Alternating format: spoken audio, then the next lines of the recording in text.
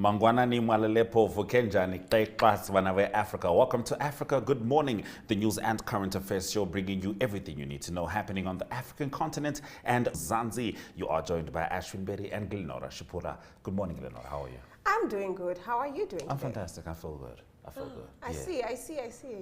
You look very refreshed. Not as good as you look with those pearls. Professional, but today is International Bandana Day, right. So you could do with a bandana. Fine. Yeah, I think so too. So on any other day of the year, bandanas conjure up thoughts of punks on the street or pirates and ninjas, but on International Bandana Day, people all over the world ascribe special significance to wearing a bandana. If we can get serious for a minute, in 2012, 14.1 million new cases of cancer occurred all over the world. Let's take a look on this video on just that.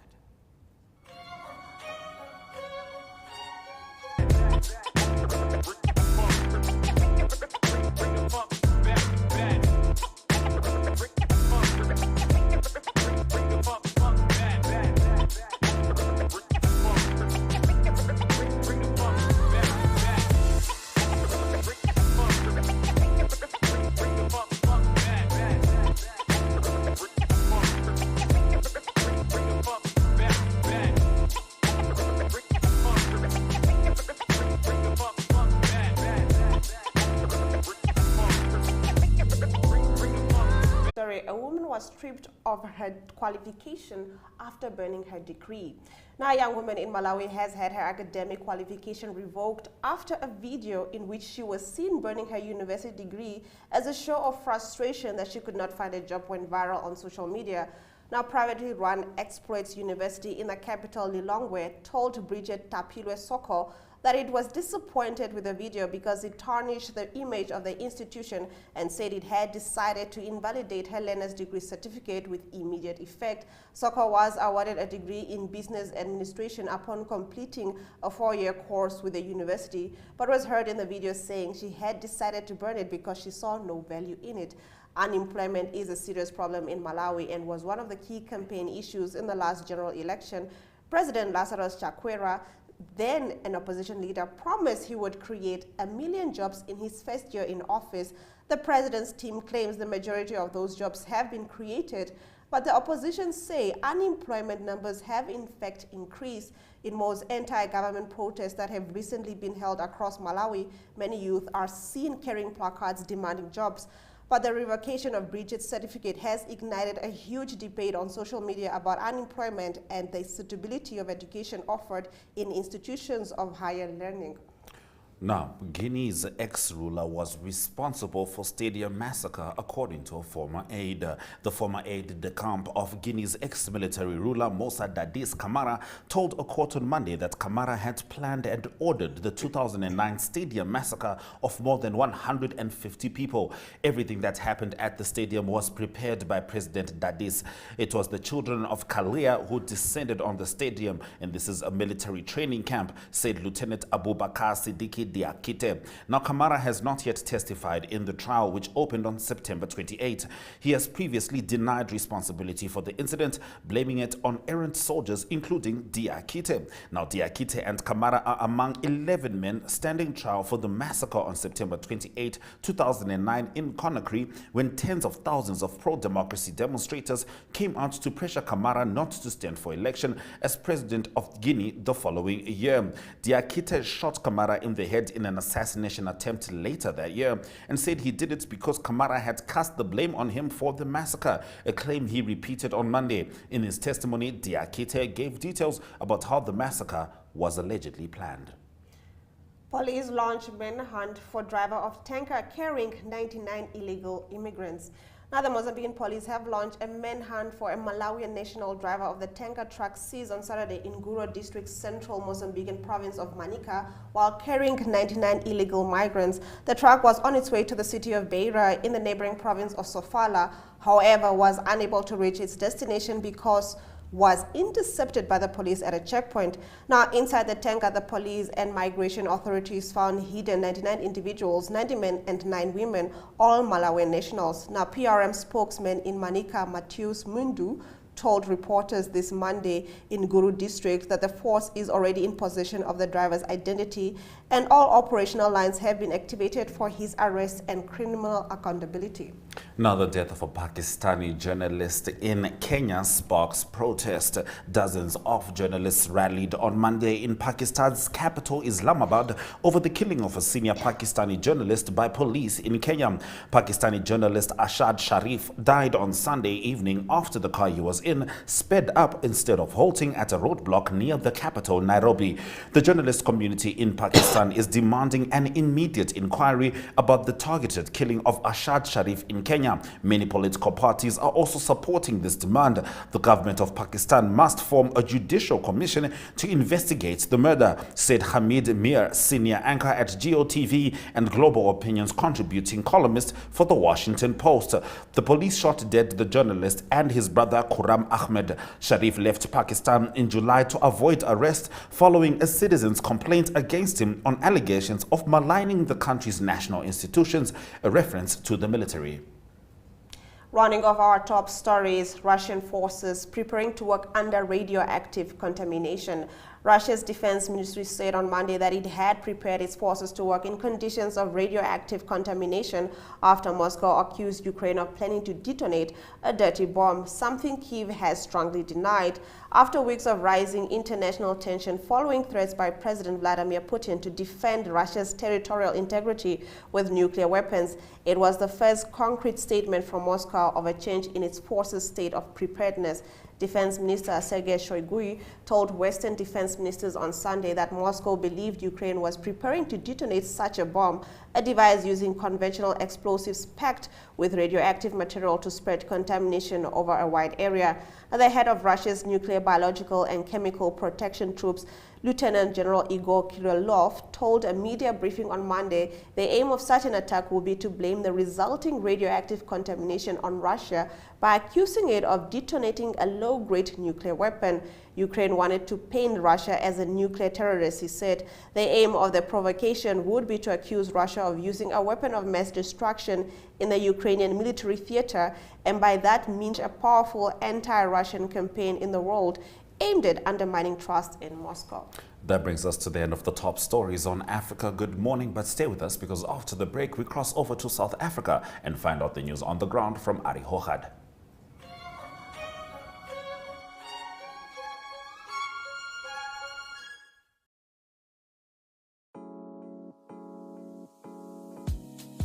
My.NA Property Show provides viewers with the best in-class at synergy.com.na.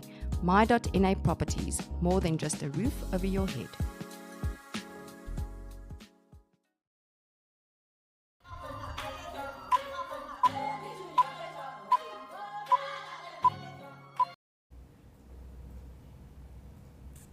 Now, Africa Good Morning prides itself on its ability to bring you decentralized African news. So keeping that in mind, we're going to talk to Ari Hochad. Good morning, Ari. How's it going in South Africa?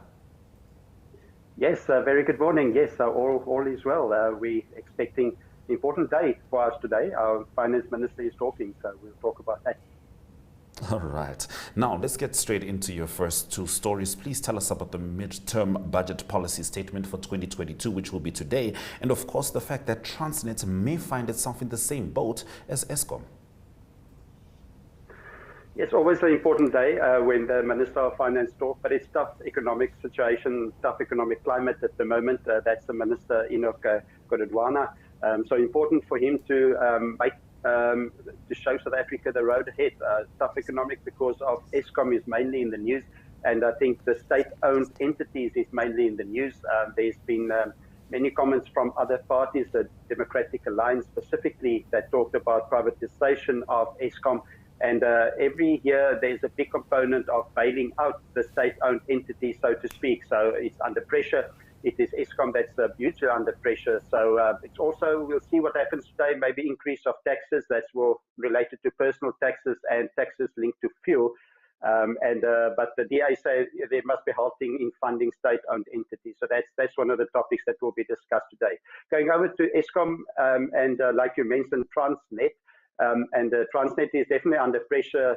Many analysts say or did warn that Transnet might be on the same way as Eskom. It is just related to the amount of debt, obviously, is the one factor. But also another factor is just maintaining the upkeep of those companies. And there was the strike recently, and also business concerned about Black Friday coming up. Walmart, the USA-based company, also concerned about Transnet's ability to help them on the Black Friday coming up. Now, Ari, getting right into your next stories, a Russian mega yacht is at center of attention in Cape Town, as well as the corruption in the Zondo Commission report. Can you get into the stories?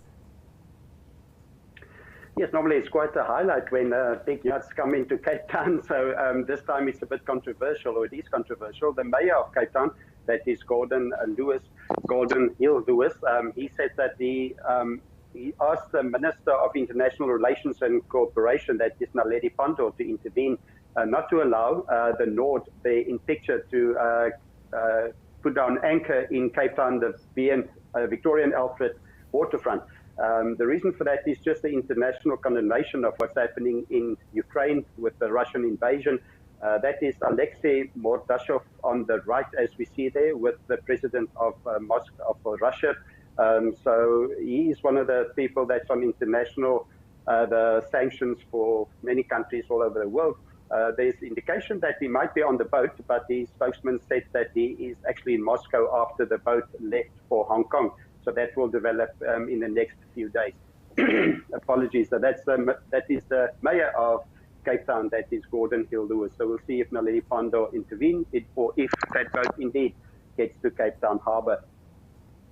Yes, the other story is just there's concern that there's not enough being, or that did not indicate strongly enough about what the sanction will be with the ministers and deputy ministers implicated in wrongdoings in the Zondo Commission. That's one of them. It's David Maslovo, the State Security Deputy Minister. Zizi Gotv is one, and also Minister Gwedi Mantashe, and that is Minister Gwedi Mantashe. So it is very quiet what is going to happen to these people implicated in the Zondo Commission. That is something that government needs to address. But otherwise, it was President Ramaphosa that had strong statements quite recently about how to take care of that report and to get people to get into court. All right, now finally, Mineral Resources and Energy Minister Gwede Mantashe has made an about turn on carbon emissions. Could you please get into that, Ari? Yes, talking at the Council of the Geoscience Summit, and it seems to be a turnaround. His argument was very strong lately that decarbonizing of South Africa, he said that will economically be devastating for South Africa, meaning that he felt that coal is the way to go. But now he said that we must, or South Africa must move away from coal, swiftly from coal, and carbon emissions is a big challenge. So that is, obviously it was big in the news with Shell as well, with freighting. And so Gwede Mantashe was definitely under pressure, but I think he realizes now that green energy is the way to go. But South Africa do have old systems. 70% of electricity is still produced by coal. So that is, we're not helping a bit for Mother Earth at the moment. So, but there's a turnaround. All right. Thank you very much, Ari, for bringing us the news stories from South Africa. Great talking to everyone. Have a great Wednesday. Goodbye. We certainly hope to do so, and one of the elements that could make that possible is some good weather. So let's have a look at the predictions up next.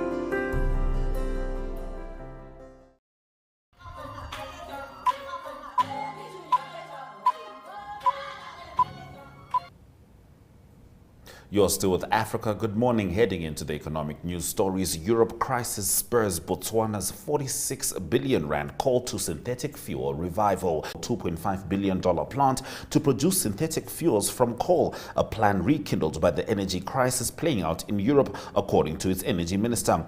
The Southern African nation has for nearly a decade discussed tapping its extensive coal resources to produce fuels to displace 1,719 hectares are being explored by private commercial companies and the balance by small producers, mostly from the family sector. Bananas, according to Mariamo, account for 3.9% of the overall agriculture production in Maputo province, generating an average of 1.3 jobs per hectare. That brings us to the end of our economic news stories. Up next, economic indicators.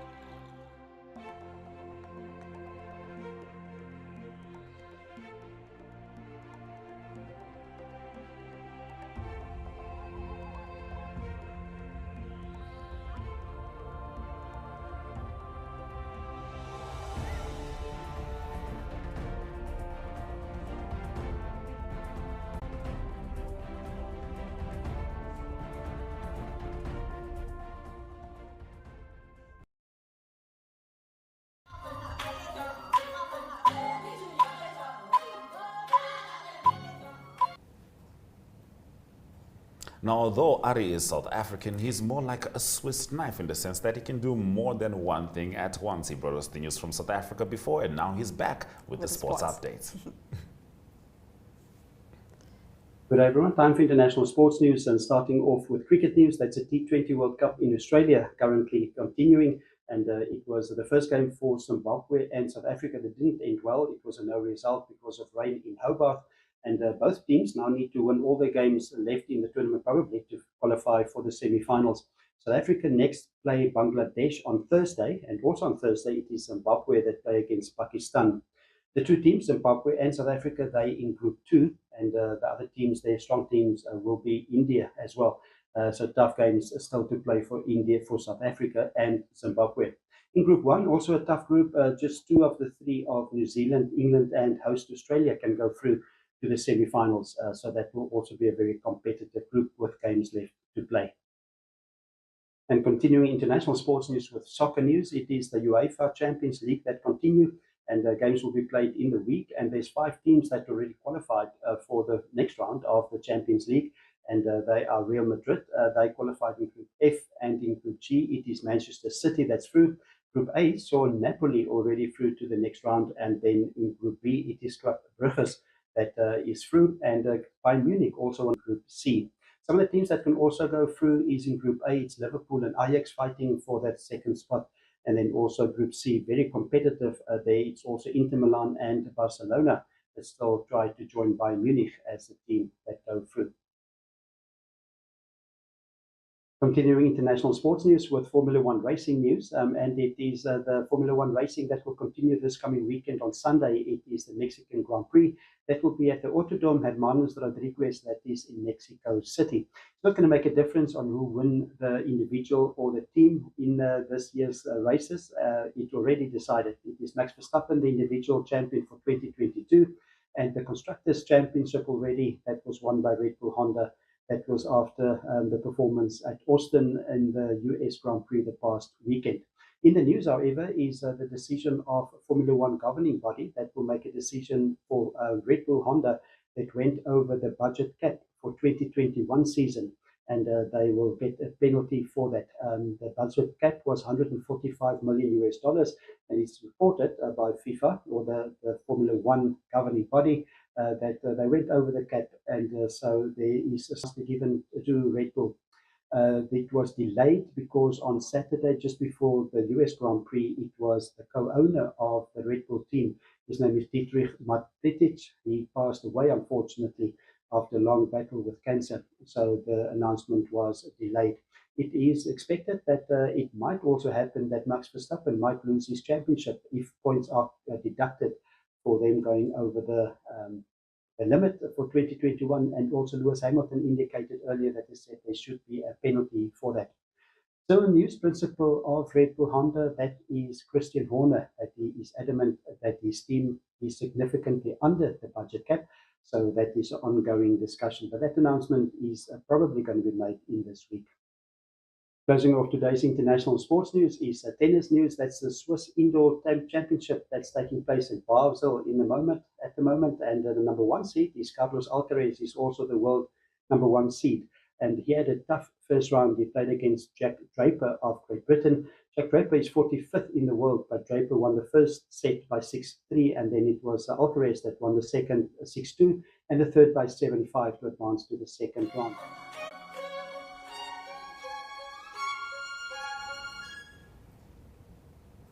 Thank you for staying with Africa. Good morning. Let's have a look at the highlights from this morning's broadcast. UAE slams visa ban on all citizens of Nigeria, Ghana, and 17 other African countries. Woman stripped of qualification after burning degree. Europe crisis spurs Botswana's 46 billion rand call to synthetic fuel revival. Those have been our stories. And with that, we have come to the end of our show. Do remember that Africa Good Morning is repeated on our 1up2 website, in our DSTV channel 285, and our Gotv channel 94 between 8:30 and 9 a.m. every weekday. I am Glenn Rashipura. And I am Ashwin Berry. Swela Shakanaka.